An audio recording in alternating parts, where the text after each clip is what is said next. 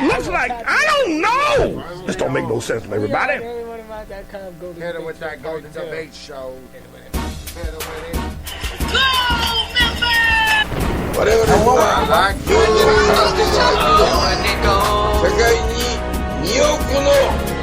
Yeah, ain't gold as us. Yeah, ain't gold as us. Yeah, ain't gold as us. So black. Whatever they want. Judo, karate, aikido. Sekai ni Yokuno. Down there, one of those calicoes. There's other guys, what they look like. I don't know. This don't make no sense to everybody. Golden Debate Show. Yeah, the Golden Debate Show. Golden Show. Wow. Golden Debate Show. We're gonna talk about this, talk about that. I'll allow you to say the score since we keep track of the GBS. It's 25-13, I believe. Yeah. So you guys won 2-1. You and Mike. So you guys stepped up your game a little bit. Then we played 2 or 3, I believe, 3-on-3s. Yep. So we're getting ready for summer ball. So let's get it in, though. Did you hear about this? All right, in West Virginia, we had a disastrous leak. Only 7,500 gallons of MCHM, a chemical that went into the Elk River and shut down the water supply for 300,000 people for 5 days. So this was apparently due to lack of regulation. Now, I say that, I don't know why I added apparently, because it's definitely due to lack of regulation. It turns out if you're in the chemical making business, they do regulate you. If you're in the chemical storing business, not so much, as in not at all. Now, John Boehner is the leader of the Republicans in the House, and they're the ones that push for deregulation at every turn. So someone naturally asked him about this. Let's listen to his response. The plan hadn't been inspected since 1991. Is that just part of the trade-off for less regulation? No, the issue is we have enough regulations on the books. And what the administration ought to be doing is actually doing their jobs. Why wasn't this plant inspected since 1991? I am entirely confident that there are ample regulations already on the books to protect the health and safety of the American people. Somebody ought to be held accountable here. What we try to do is look at those regulations that we think are cumbersome, are over the top, and that are costing our economy jobs. That's where our focus continues to be. Thanks. That's amazing. He just argued for less regulations. After we had a situation where we had no regulations, and he said, yeah, lower. Now, if you're not sure, let me quote the Associated Press from yesterday. According to the Department of Environmental Protection officials, Freedom Industries, that's the incredibly goofy name of this company that did the leak, is exempt from DEP inspections and permitting since it stores chemicals and doesn't produce them. It is exempt from regulation. How much less regulation could they possibly have, John Boehner? A smell he says someone should be held accountable. Either in the air of the water. Have you smelled it? Have you tasted it? I smelled it yesterday when a gentleman from the office across the street came over to my office to get me. He knew me, and he took me across the street, and I smelled it when I got outside. I'd been inside for that afternoon, and then I went up to his water fountain, and then I tasted it. And I took a big drink of it, and I knew that there was something very wrong. And it was not much longer after that the West Virginia Water Company and the governor and all those folks held a press conference. It wasn't the governor's press conference. He was just happened to have been there. But it was West Virginia American Water Company. And they have nothing but bad news for these citizens. Back in the old days, put a little tub, put them in there, and just take a, like a bird bath. President Obama has declared a federal disaster in the affected region, expediting aid. There's other guys. Remember these basic principles. Help me, Lord. Please help me, Jesus. It should be your continual prayer. Help me, Lord. Please help me, Jesus. It should be statements that you make every day in every situation. When you wake up in the middle of the night, every day. Help me, Lord. Please help me, Jesus. When you're sitting maybe you're sitting in your easy chair and you're watching television. Help me, Lord. Please help me, Jesus. The power that you needs to come from constant prayer. Jesus said in Luke's Gospel, chapter 18, starting verse 1 through 3, men ought to always pray and not faint. And so the prayer that you're going to pray, and one of the disciples asked Jesus during the course of his teaching them. He said, well, Lord, okay, well, tell us, how should we pray? Whereupon he said to them, Our Father who art in heaven, hallowed be thy name, thy kingdom come. You know that prayer. And I'm not usurping the prayer of the Lord Jesus Christ. Obviously, you know that I'm not doing that. I'm simply suggesting to you that one of the things that you want to do is that you want to say, help me, Lord. Drill, baby, drill. Please help me, Jesus. And I think that in doing that, you're going to constantly have the presence and power of God to assist you in the things that you need to be assisted with. And many of you are in very, very unusual spiritual positions. You may not realize it yet. But if you're over 55 years of age, you're in a very unusual spiritual position. And God has put in you a lot of knowledge. You have not been able to use it as of yet. And many of you are very afraid, or you're ashamed-faced it, or you're not sure of yourself because you have not been involved in spiritual leadership. You've not been involved in spiritual warfare. And you've not been involved in taking advantage of your talents and the gift that God put in you from the very foundation of the world. You have gone, many of you have, you just went into a trade, or you went to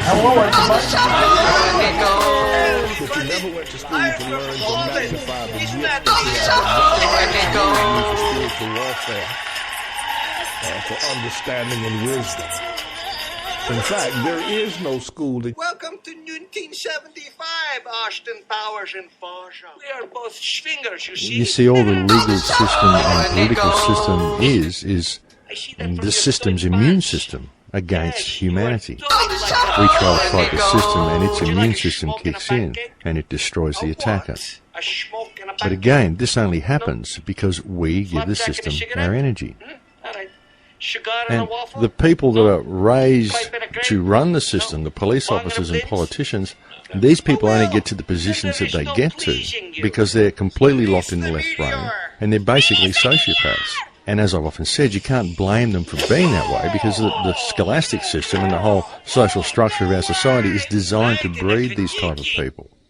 And what's happening now with the awakening that's occurring is that people are waking up to this. People are waking up to the fact that this system is simply a means that feeds on the energy that we give it. That's all it is. And all we have to do is to stop giving it our energy and to start giving our energy to ourselves and to our neighbours and to each other. And there are a lot of people that are beginning to wake up to this. There are a lot of people that are beginning to understand exactly what this system is. And this is the most dangerous thing of all for the elite, for those who constructed the system, for those who are outside of the system, because they're already living in their little perfect world. They're already puppeteering the rest of the human race. A lot of people are waiting for the New World Order and this control grid to be slammed into place. But people don't realise that the control system has actually been in place for a long time. It's just becoming more visible now because it's making itself more efficient. That's what organisations such as the FDA and the TSA and the FCC and all of these groups are about. This is to make the system more efficient, to make it function better, and to remove more and more humanity from the system. And I did a radio interview last week with a British station, iCanPlanet.com, and the young fellow who was interviewing me asked me what I saw for the future, and I gave him a quote by George Orwell that I believe was from 1984, where George Orwell said, "If you want to see the future, imagine a boot stomping on a human face forever." And I stated that I couldn't have said it better myself, because that is the future that this system, this mean, will create by default. Because as it gets more and more efficient, humanity becomes worth less and less to the system. This is Max Egan. And the system only needs enough of humanity alive in order for the system to function the way it is. So, you see, the elite don't really have to do anything. All they have to do is sit on the outside, and the system will take care of itself, because it's constructed in such a way that it will. It's an extremely clever system. And that is eventually the type of future that the system will create if humanity allows it to happen. But as the system becomes more efficient, what it does is it makes itself more and more obvious, and it becomes more and more transparent to the discerning mind. And by default, it presents more and more opportunities for change, more and more opportunities for humankind to wake up to what's going on. The main things that have prevented people from waking up to what is going on already is the amount of food additives, the amount of water additives such as fluoride, and the amount of television that most modern Westerners consume. And it is these things that control most of people's reality. Their dependence upon mainstream media for information, their need for money, and their belief that social status is actually real. There is a political system that governs what they can and cannot do, and there is a law society that functions as an immune system that ensures that pockets of resistance are dealt with very quickly. And all we need to do, folks, all we need to do is for people to wake up and see this, to see what's happening here, to see that it's no good blaming other people. I mean, sure, there are groups, like I said, like the Bilderbergers. There are groups that meet and they plan policy and they work out different steps, they carry out their rituals, they do all these things. They're not nice people. But we're never going to address the system by attacking these people. We're never going to address it violently. What we have to do is realize what the system is and how the system functions. To realize that it is a meme, it is an energetic life form, and it only functions because we give it our energy, we give it our attention. We don't look within, we don't connect with those around us. That's the whole thing, folks. That's the key to the whole thing. I often talk about Dharma, I talk about energy, I talk about all the things that I do on these shows, and I do it in an attempt to help people understand the energy of love and the power of love. But by doing this, I'm attempting to empower you. I'm not suggesting that people sit there and be all touchy-feely and meditate with crystals. Folks, it ain't about that. It ain't about the guy who tries to buy a clean car when you're dirty. It's not his fault. It's you should figure out how to be clean. You should figure out how to do a job that doesn't involve you walking in mud all day. And that's possible, because somebody else has done it. I don't buy the idea that, you know, the society the way it is right now, it has to be this way. Someone's always going to have to work at Burger King. Someone's always going to have to... I don't buy that. I think people are pretty fucking flexible. If you look at the broad spectrum of humans and human behavior from different cultures all over the world, it's pretty obvious to me that there's a lot of different ways that people can act. We don't have to have fast food workers. We don't have to have people who work shit jobs. We don't have to. We just need to figure out how to restructure society so everybody somehow or another plays a part, has something to contribute, has something to share. I mean, that's what a real society is supposed to be like. I give you some coconuts, you give me some fish. You know, we make a deal, and you do it back and forth and left and right. And when there's nothing to contribute, then you start looking, the president needs to give us jobs. We need jobs. So instead of something to contribute, you just find something to do with your time. And then it becomes about doing that more than it becomes about finding something to contribute.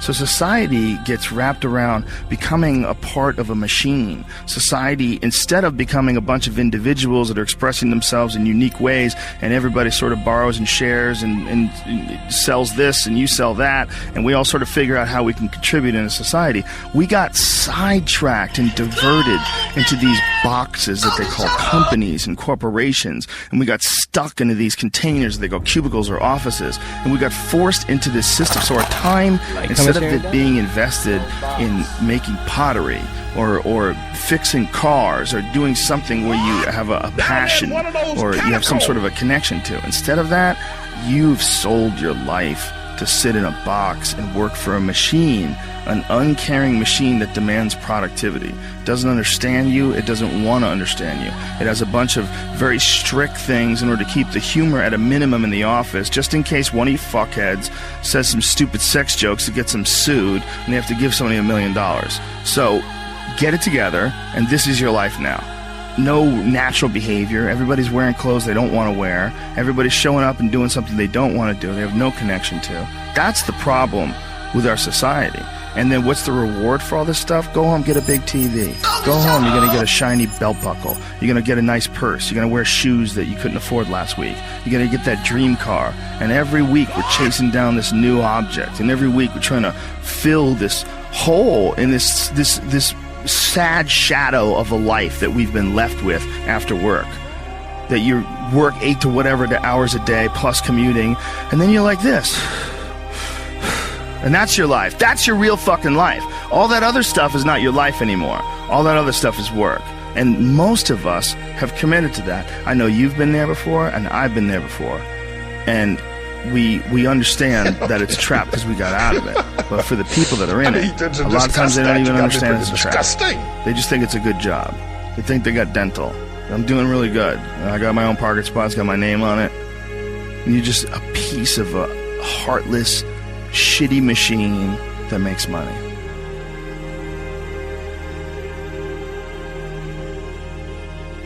But don't you think you have to go through all that just to figure out what you want to do? Because no, I think I did, but I don't think you have to. Look, I did, but when I became a comedian when I was 21, I was 100% convinced that I was going to be a stand-up comedian for the rest of my life. Like, I didn't need to worry about what was next. I was like, this is what I'm doing. Like, I don't want to do anything else. Like, this is what I'm doing. Once I found it, I was good. All the jobs were just to feed myself while I was trying to make that work. But it's, to get one and commit to it and have it become a part of your life becomes really problematic. Because if you were a dirtbag like myself, who drove limos and did construction and did all these, almost kind of temporary jobs that a lot of people drift in and out of, there's nothing expected of you. But if you get hired by a major corporation and become a big part of their program, like let's say you're also an animator and you get a gig. Like I have a friend who was an illustrator and he was working for Nickelodeon and he got fired and he was panicking and he was like, shit, I don't know what the fuck to do. He's like, I gotta figure out another job. So he started making paintings and selling his paintings. It was the greatest thing that's ever happened to him. Now his name's Todd White. He's a super successful artist. He makes like this kind of martini style, like cocktails from the like cocktail parties from the 1920s, like those cool kind of cartoonish martini glass things. He's got a real specific, distinctive style. It's really cool. But he's a great artist, and he's also a black belt in jiu-jitsu. I know him from Jean-Jacques Machado's. He's a great guy, but it was an opportunity for him to lose a job, and even a job that he loved as an illustrator. But I'm sure he'd much rather do what he wants to do and do what's going on in his mind. Oh, that's cool stuff. Oh, he's really cool. He's badass, and he's a great guy too. Very cool guy. An Iowa man is sharing the results of an experiment. What would happen if he ate nothing but McDonald's for 90 days? And the answer may surprise you. High school teacher John Cisna took these before and after pictures. The one on the left, where he's thinner, was taken after 3 months of eating McDonald's. He lost almost 40 pounds. His students devised daily menus based on a 2,000-calorie diet and the daily recommended amounts of fat, calories, carbohydrates, and protein. This isn't something to say, well, he only went to McDonald's and ate salads. I had the Big Macs. I had the quarter pounders with cheese. I had Sundays.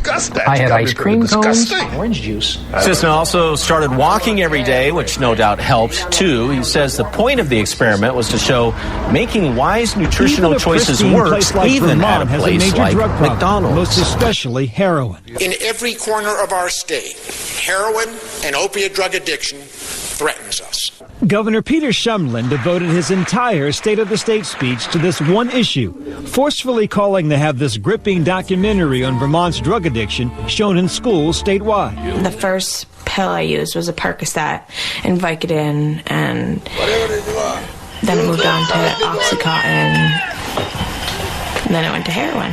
Why Vermont? One theory, higher prices in this rural area.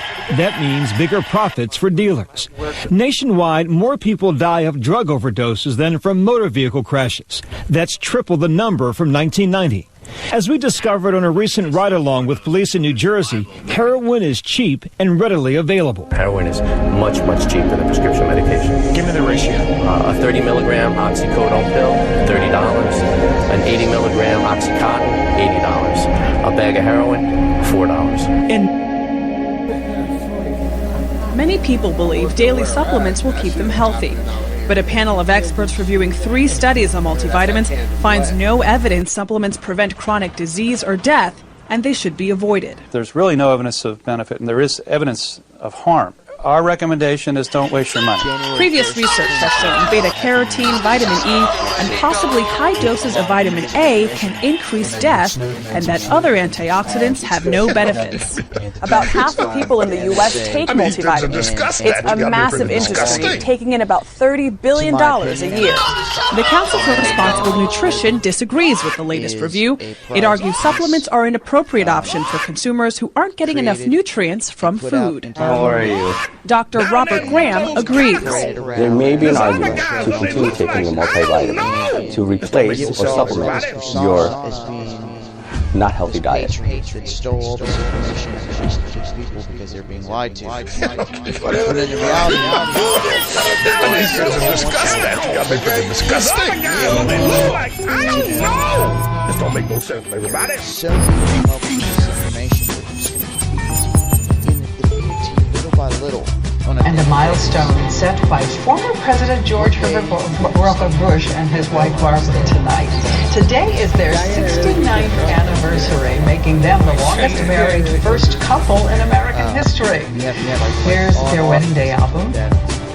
And they are reportedly having a low-key celebration at home tonight. Back here with health news, the CDC said today the flu is now widespread in 2/3 of these United States. That is up sharply from just a week ago at this time. Now there's also a shortage of the main drug to treat it. While it is winter, this is flu season. It is worth paying attention to this growing threat. We get the latest on it tonight from NBC's Janet Shanley. Is that a heart? Sean McCoy was surprised when his daughter Kennedy came down with the flu on New Year's Day. Daddy. The 2-year-old had a flu shot last fall. So did the entire family. Their doctor prescribed Tamiflu for all 5 of them, but it turned out to be hard to find. It took us a while to get it. We had to run around different pharmacies. Some pharmacies didn't have it. There's a nationwide shortage of the liquid Tamiflu used for younger patients, right in the middle of a stubborn flu season. The CDC today said the flu is spreading. It's gone from widespread in 25 states, now in 35 states. We have been seeing higher volumes in our emergency center, certainly children with flu-like symptoms. In St. Louis, 9 deaths in just 1 hospital. Texas is also hard hit. 13-year-old Lydia Kizier died from the virus. It kind of brings it home. It really makes you think about making sure you have your kids immunized for it. In California, a flu tent outside the San Jose hospital. The emergency room overrun with patients. In Michigan, parents like Jacob Barty are heeding the advice that it's not too late to get a flu shot. Yourself against Doctors at hospital. A message for everybody listening right now: get a flu immunization if you have not gotten one already. But it is odd to me and counterintuitive. What makes young, healthy people more susceptible to the H1N1 strain? There are probably 2 reasons. One is that the elderly probably were exposed to an H1N1-like strain when they were young, and so they have some natural immunity that has persisted. And then in terms of the other reason is that non-elderly people just aren't as likely to get vaccinated. We're doing better and better with children right now. Each year we're seeing rising rates of children getting vaccinated. It's becoming a norm really for parents to know that getting their kids vaccinated is the right thing to do. But adults, it's a little slower going, and so we're really encouraging people, the Supreme Court especially pregnant hands women, Monsanto people a with victory chronic over medical farmers conditions. on their GMO seed patents. They now have the ability to sue farmers whose fields may be inadvertently contaminated. Now, this means the High Court left intact a federal appeals court decision that had thrown out a lawsuit by the organic seed growers and over 80 other plaintiffs against Monsanto. It was just seeking to challenge the company's aggressive claims on their GMO patents, as well as just trying to get Monsanto from suing anyone whose field is inadvertently contaminated.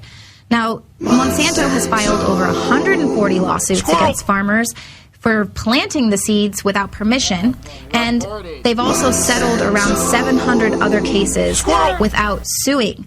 Now, the appeals court based their decision on Monsanto's promise not to sue farmers whose crops contained trace amounts of the company's biotechnology products. So Monsanto can basically patent their seed for profit, and then they can sue you rather than allowing you to sue them for they contaminate your organic field and they're going to sue you. That's like if I'm spray painting my car in my driveway and some of my paint splatters on your house, and then I sue you for having my paint on your house. It's ridiculous. And then Monsanto is one of the companies that's trying to get our bought and paid for Congress to fast track the TPP so that they can take this kind of overarching power to do whatever they want, this lawlessness, into countries all over the world. And then they don't even have to go through the courts, the local courts. They will go to international tribunals and obviously decide in favor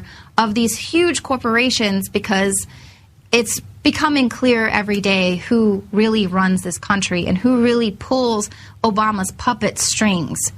And in other rulings that are running counter to the Constitution, a court has dealt a blow to anonymity and the First Amendment. The Virginia Court of Appeals ruled that Yelp users have no right to be anonymous when they post negative comments about a business online. Now, even though the Supreme Court has recognized on numerous occasions the right to speak anonymously and has associated this right to the First Amendment.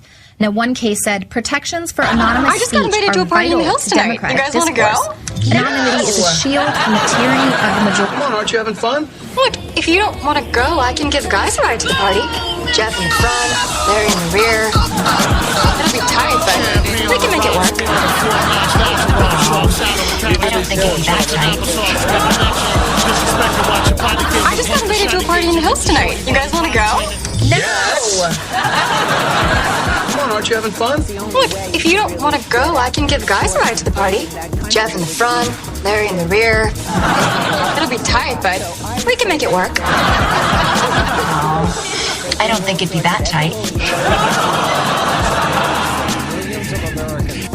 Two different stories. Double-digit increases in some places. I have two words for you.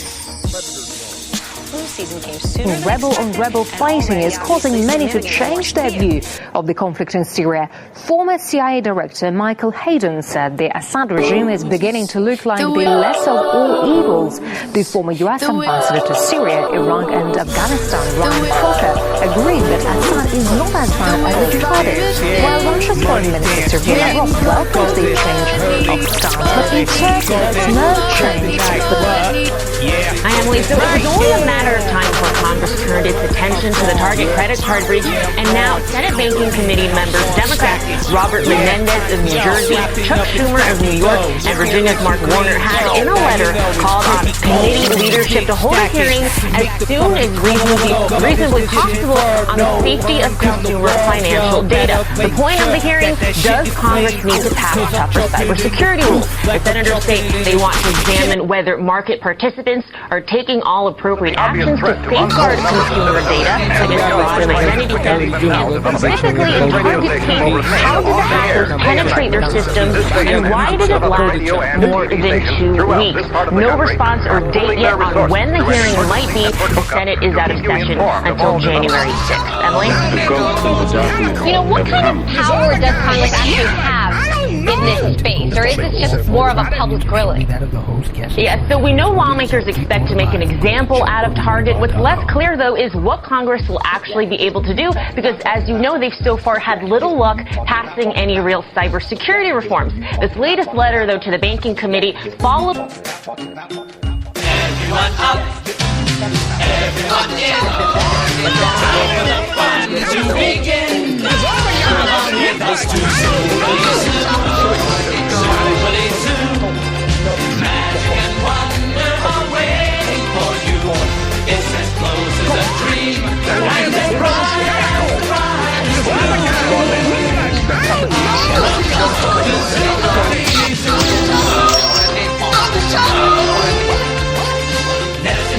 The zoo goes to you.